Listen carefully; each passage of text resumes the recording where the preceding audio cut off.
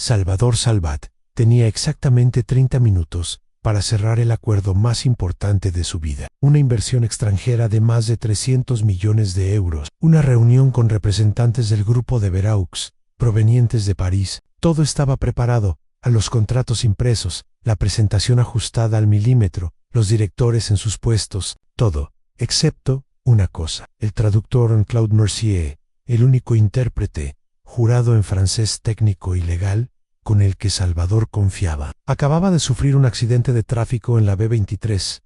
Estaba en el hospital, inconsciente, y nadie más podía sustituirlo. Desde su oficina, en el piso 40 de la Torre Salvat, Salvador contemplaba Barcelona a través del cristal panorámico. El cielo estaba cubierto de nubes densas, como si la ciudad compartiera su estado de ánimo. Una llovizna fina comenzaba a empañar el vidrio, y él, por primera vez en años, sentía que su imperio se tambaleaba. Anne Clara Rovira, su asistente personal desde hacía más de una década, entró con pasos urgentes y un rostro que no auguraba. «Buenas noticias, no hay nadie disponible antes de las 11», dijo, sin rodeos. «He llamado a todas las agencias, al consulado, a intérpretes autónomos, a la universidad. Todo el mundo está ocupado o atrapado por la huelga en la API 7. Los de Veraux ya han salido del Hotel Majestic. Llegarán en menos de 20 minutos. ¿Y tú me dices esto ahora?» Lo intenté todo en Salvador. Caminó de un lado a otro de su despacho, con la mirada clavada en el suelo. Sus pensamientos eran una tormenta. El grupo Salvat estaba en la cuerda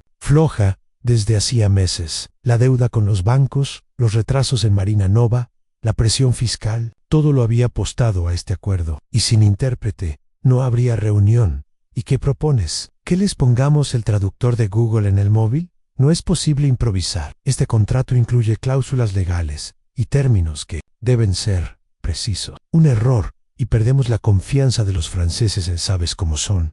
Valoran la formalidad, el idioma, el respeto a su cultura. Jean-Pierre Devereaux me arranca la cabeza si me presento sin alguien que domine su idioma. En ese momento, el teléfono fijo de su escritorio sonó. Salvador lo tomó con rapidez. «Joy». La voz al otro lado era la de Jean-Pierre.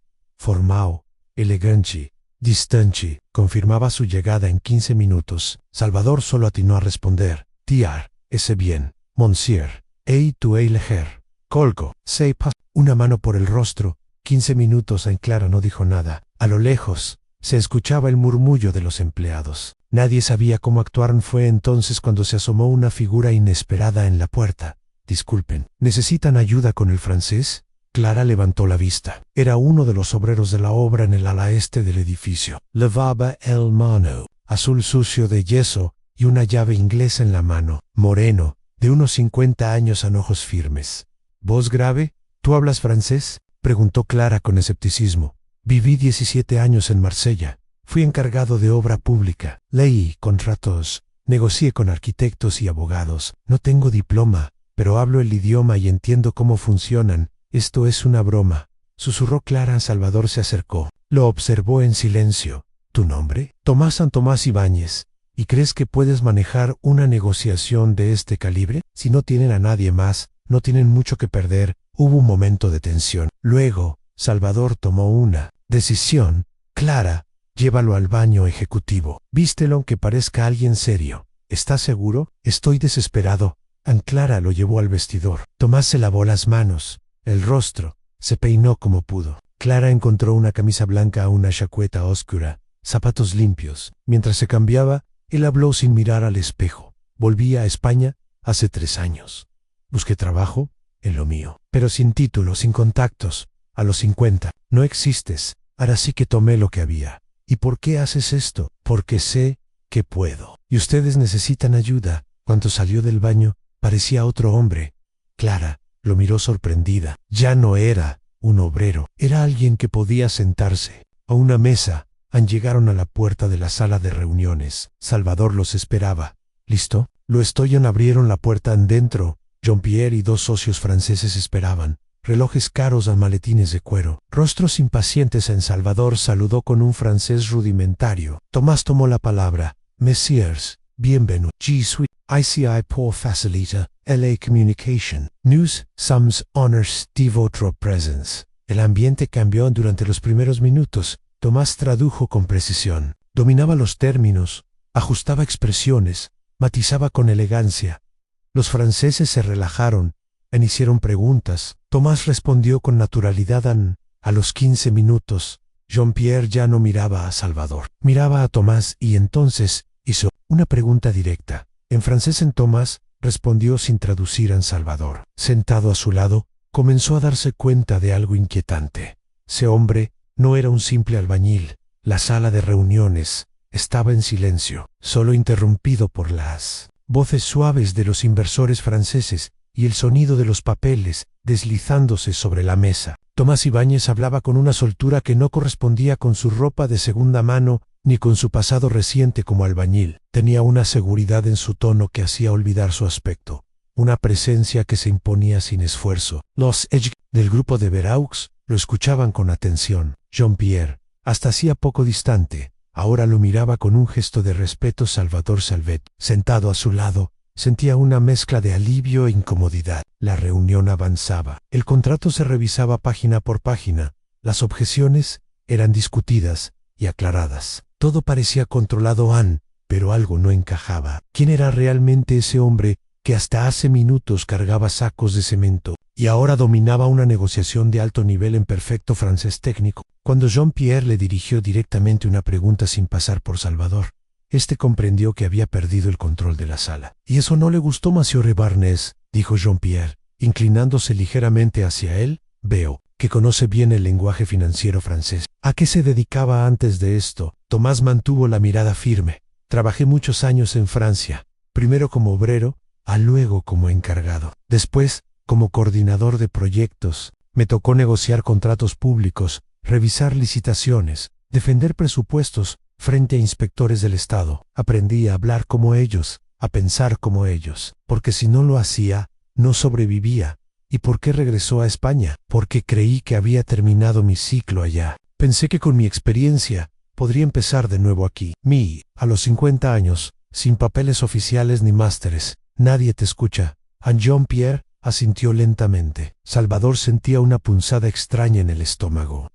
Era solo la historia de Tomás. Lo que le molestaba era el hecho de que los franceses lo estuvieran mirando a él como si fuese la pieza clave del acuerdo clara. Desde el fondo de la sala, tampoco podía quitarle los ojos de encima. Había algo más en Tomás, algo que no encajaba. No era solo talento, era pasado. Uno muy bien enterrado. En la reunión avanzó durante más de una hora. Al final, Jean-Pierre se puso de pie. Estiró la mano hacia Salvador y dijo: «En nombre del grupo de Voro, le felicito. Su propuesta es sólida, pero debo decir que gran parte de nuestra decisión se debe a la claridad con la que su colaborador ha manejado los puntos críticos». El Salvador estrechó la mano con una sonrisa forzada. «Por supuesto, el Sena y es un talento oculto en nuestro equipo». Cuando los franceses salieron, Clara cerró la puerta con suavidad. La tensión acumulada en la sala se disipó como vapor. Salvador se dejó caer en la silla. Miró a Tomás. «No sé quién eres realmente, pero acabas de salvar la empresa a Tomás». Se quitó la chaqueta con calma. Aflojó la corbata. «Eso ya lo sabía». «¿Dónde aprendiste a negociar así?» «En Francia durante años. Pero antes de eso, en otros sitios donde una palabra mal dicha podía costarte la vida o algo peor». «¿Como cuáles?». Tomás no respondió. Clara intervino. «¿Por qué nunca dijiste que hablabas francés?». «Porque nadie preguntó». Salvador lo miraba con creciente desconfianza. «¿Tienes currículum? ¿Algún papel que avale lo que hiciste?». «No, solo cicatrices».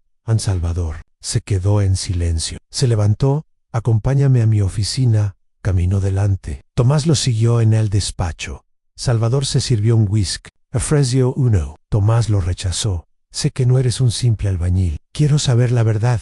«No toda la verdad es útil», respondió Tomás. «A veces es mejor dejar las piezas donde están. Yo no soy de los que dejan piezas sueltas». Y hubo una pausa. Tomás miró por la ventana. La lluvia seguía cayendo, fina, persistente. «Trabajé para el gobierno francés durante unos años, no como funcionario, sino como colaborador externo. Mi trabajo era revisar proyectos de infraestructura, pero también tenía contacto con los despachos del Estado. Había mucha política, mucha presión y errores que no se podían cometer colaboradores tecno. Sí, me ofrecieron estabilidad, pero me costó caro en demasiado. ¿Qué pasó? Un día dije que no, y todo se terminó». En Salvador No entendía del todo, pero intuía que era mejor no insistir. ¿Qué quieres a cambio de lo que hiciste hoy? Tomás lo miró directamente. Un contrato formal, un salario digno y un lugar donde no me llamen más. El albañil El Salvador asintió. ¿Lo tendrás? Tomás se giró para salir. Una última cosa, dijo Salvador. ¿De verdad trabajaste en Marsella? Tomás sonrió por primera vez. En Marsella, en Toulouse, en Lyon y en sitios que no aparecen en los mapas.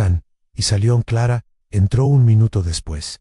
¿Qué hacemos con él? Por ahora, nada, respondió Salvador, pero quiero que lo vigiles de cerca. Cada movimiento. En Clara asintió, y al salir, no pudo evitar pensar en una pregunta que aún no se había atrevido a formular. ¿Y si ese hombre era más peligroso de lo que aparentaba? Horas después de la reunión, la oficina de Salvador seguía en tensión. Clara había regresado del piso inferior con los papeles de la firma francesa, y Tomás se había marchado sin dejar más pistas sobre su pasado. Pero lo que traía Clara en las manos era más peligroso que cualquier secreto del albañil. Están proponiendo una estructura de inversión que funciona perfectamente dentro de las leyes francesas, dijo Clara, sentándose frente al escritorio. Salvador. Pero aquí, en España, eso puede ser interpretado como elusión fiscal agresiva por parte de Hacienda. Sus ojos estaban enrojecidos por el cansancio, pero su tono era preciso, quirúrgico. Había navegado ese tipo de terreno antes, y lo que estaba leyendo era, como mínimo, una bomba. ¿Qué significa eso exactamente?, preguntó Salvador. Que si Hacienda decide auditar esta operación, podríamos enfrentar multas de hasta el 300% del valor invertido, además de investigaciones penales por evasión fiscal. Salvador se inclinó hacia adelante, intentando comprender la magnitud del riesgo. ¿Y puedes resolverlo? Sí, pero necesito hacer cambios. 3 cláusulas específicas deben ser modificadas. Además, hay que incluir 2 salvaguardas legales que vuelven todo transparente. Eso afectaría la inversión. No si lo hacemos bien, pero debe hacerse ya, antes de que se registre en notaría. Salvador tomó los papeles. Sus manos temblaban. No era solo el dinero, era su nombre, su reputación, su empresa. Todo podía venirse abajo si alguien encontraba esa falla. Tienes carta blanca, dijo. Haz lo que tengas que hacer. Clara se levantó, pero se detuvo. ¿Hay algo más?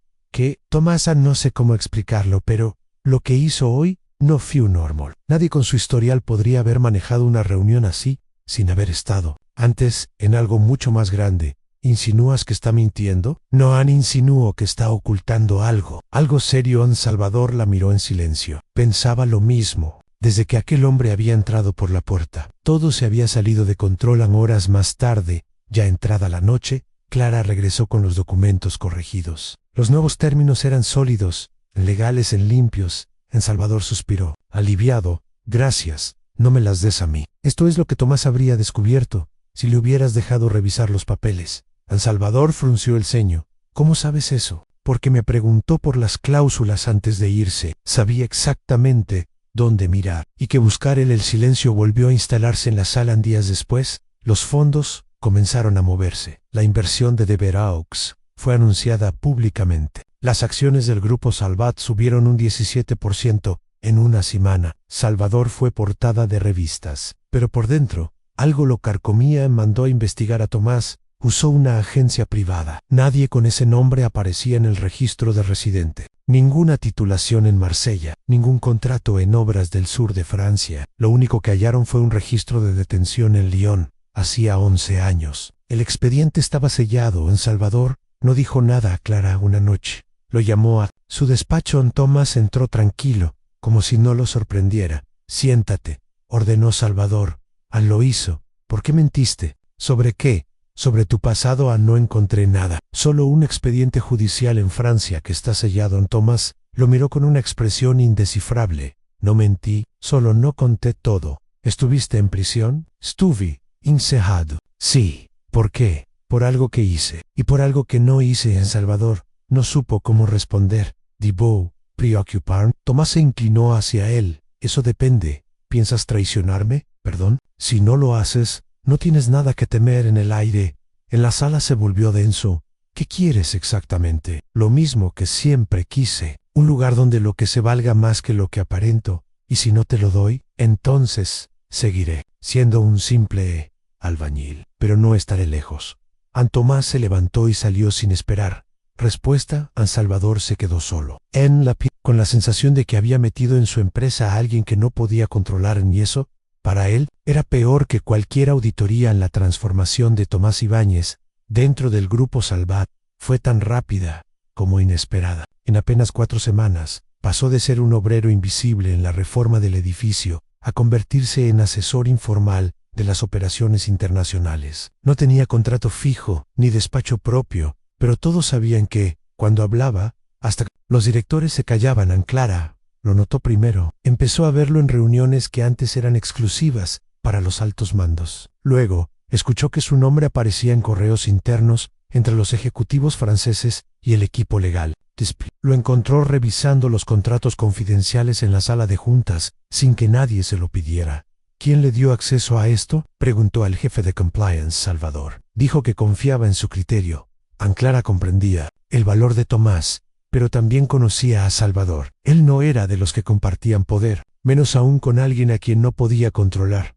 Mientras tanto, Tomás seguía moviéndose como una sombra eficaz. No pedía nada, no exigía reconocimiento, solo entregaba resultados. Aconsejaba cambios que aumentaban la rentabilidad de los proyectos. Descubría errores en los contratos antes que los abogados. Y, sobre todo, hablaba con los inversores con una naturalidad que ni Salvador conseguía simular. Pero, en la cima del poder, eso no es suficiente. Ni siquiera seguro. En una mañana, Clara lo encontró en la cafetería del piso 38. Estaba solo, leyendo un expediente en papel, con una expresión que mezclaba nostalgia y rabia. ¿Sigue sin firmar contrato?, preguntó ella, acercándose. Salvador, me dice que lo están preparando. Eso es mentira. Tomás no respondió. Siguió leyendo. Estás haciendo el trabajo de 5 personas. Tienes la confianza de los inversores. Y no te pagan ni la mitad de lo que mereces. No vine por el dinero, dijo Tomás. Vain por la oportunidad. ¿De qué? De cambiar algo. Clara no insistió, pero algo dentro de ella empezó a inquietarse. En esa misma tarde, Salvador convocó una reunión de emergencia con su equipo directivo. Los resultados del primer trimestre con la inversión francesa eran buenos, pero algo no encajaba. Las cifras de flujo de caja no coincidían. Había una fuga. "And this is just inexplicable. Necesito saber qué está pasando", dijo Salvador. "Y lo necesito". Jean Tomás levantó la mano. "Yo puedo revisar el rastro de operaciones en las cuentas vinculadas, pero necesito acceso total". Los directores se miraron entre sí. Nadie se atrevía a negar la petición. "Hazlo", ordenó Salvador. Durante 3 días, Tomás trabajó en silencio. Revisó movimientos bancarios, correos cifrados, informes internos. Lo que encontró lo dejó helado. Una red de subcontratos inflados, empresas pantalla, pagos cruzados a consultoras sin empleados. Todo apuntaba a un único beneficiario, Víctor Ferrer, director financiero adjunto y mano derecha de Salvador desde hacía una década. Cuando Tomás le entregó el informe a Clara, ella tardó varios minutos en asimilarlo. ¿Estás seguro? No me equivoco en esto. Ella llevó el dossier a Salvador. Al principio, él no quiso creerlo. "Víctor ha estado conmigo desde el principio", dijo, "y quizás por eso sabía dónde atacar", respondió Clara. "Esto es grave, Salvador. Si no lo frenamos ahora, terminará con nosotros". Salvador se encerró con Víctor esa misma noche. Nadie sabe exactamente qué se dijo en esa conversación, solo que, al día siguiente, Víctor renunció y abandonó el edificio sin despedirse de nadie. Los rumores corrieron como fuego. Algunos decían que había recibido dinero para callar. Otros, que Tomás lo había amenazado. Nadie tenía pruebas. Pero el nombre de Tomás Ibáñez ya no era una sombra. Era un eco que se multiplicaba por los pasillos. San Salvador, por su parte, comenzó a comportarse de forma errática. Cancelaba reuniones, gritaba a empleados, reescribía decisiones aprobadas. Y cada vez que veía a Tomás, su mandíbula se tensaba. Clara intentó calmarlo. "No puedes culpar a Tomás por encontrar la verdad". "No lo culpo por eso", dijo Salvador. "Lo culpo por estar siempre un paso adelante, por hacerme sentir prescindible en mi propia empresa". Una semana después, Salvador hizo algo que nadie esperaba. Llamó una junta extraordinaria. Invitó a todos los socios, ejecutivos y consejeros. Era una sesión cerrada, a puerta cerrada. La convocó como si fuera a anunciar un nuevo proyecto. Pero Clara sospechaba otra cosa. Antes de entrar, vio a Salvador en su despacho, solo, mirando por la ventana. ¿Estás seguro de lo que vas a hacer?, le preguntó. Tomás es una amenaza, respondió él, sin girarse. Se está convirtiendo en algo que no puedo controlar. ¿Y eso te da miedo? Me da miedo lo que no puedo prever, lo que no puedo dominar. ¿Y si te equivocas? Salvador se giró, sus ojos estaban oscuros. Si me equivoco, lo arrastro conmigo en Clara. No supo qué responder a la reunión. Comenzó a las 10 en punto. Salvador tomó la palabra. Señoras y señores, dijo, mirando a cada uno con frialdad, hemos tenido un gran trimestre, pero también se han cometido errores, y algunos de ellos graves. Hoy quiero hablar de confianza y de lealtad, de lo que significa trabajar aquí. Todos escuchaban en silencio. Y también quiero hablar de Tomás. Ibáñez en un murmullo recorrió la sala, un hombre que apareció de la nada, que ha hecho aportes valiosos, sí, pero que también ha sobrepasado límites, ha cruzado líneas, y creo que es hora de preguntarnos, ¿quién es realmente? Todos miraron hacia la puerta. Tomás no estaba en la sala, y entonces alguien entró, pero no era él, era una mujer vestida de negro, con un sobre en la mano, y su llegada lo cambiaría todo. A la mujer vestida de negro avanzó con paso firme por el centro de la sala. Todos los ojos estaban puestos en ella. Sostenía un sobre cerrado en la mano, y su expresión era tan neutra que parecía estar de duelo. Salvador Salvat la reconoció al instante, y su rostro perdió el color. ¿Qué haces aquí, Prigam? Con un tono que mezclaba miedo y rabia, la mujer se detuvo frente a la mesa de la junta. Tengo algo que este consejo debe ver, dijo. Sin levantar la voz, extendió el sobre. Clara lo tomó, y con una mirada a Salvador, que no movía un músculo, lo abrió. Dentro había documentos, fotografías, registros bancarios y una carta con membrete oficial del Ministerio del Interior francés. Clara comenzó a leer. Su voz temblaba.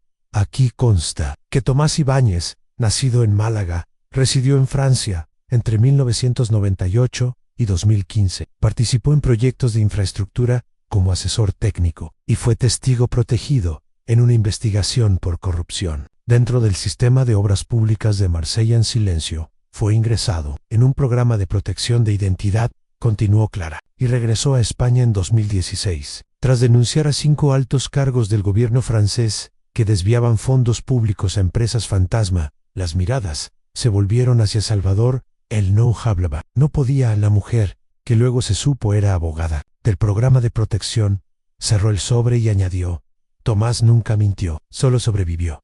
Salió de la sala sin decir más. Uno a uno, los socios comenzaron a abandonar la junta. Algunos sin saludar, otros con un gesto de desprecio hacia Salvador. Clara se quedó, y cuando Salvador se dejó caer en la silla, lo vio como nunca antes. Derrotado. ¿Lo sabías?, preguntó él, sin mirarla. No todo, pero lo intuía. Ese hombre, ese maldito obrero, ese hombre salvó tu empresa, mientras tú planeabas destruirlo. En ese momento, la puerta se abrió de nuevo. Tomás Ibáñez entró. Llevaba camisa blanca, americana gris sin corbata. Su andar era tranquilo. Se detuvo frente a Salvador.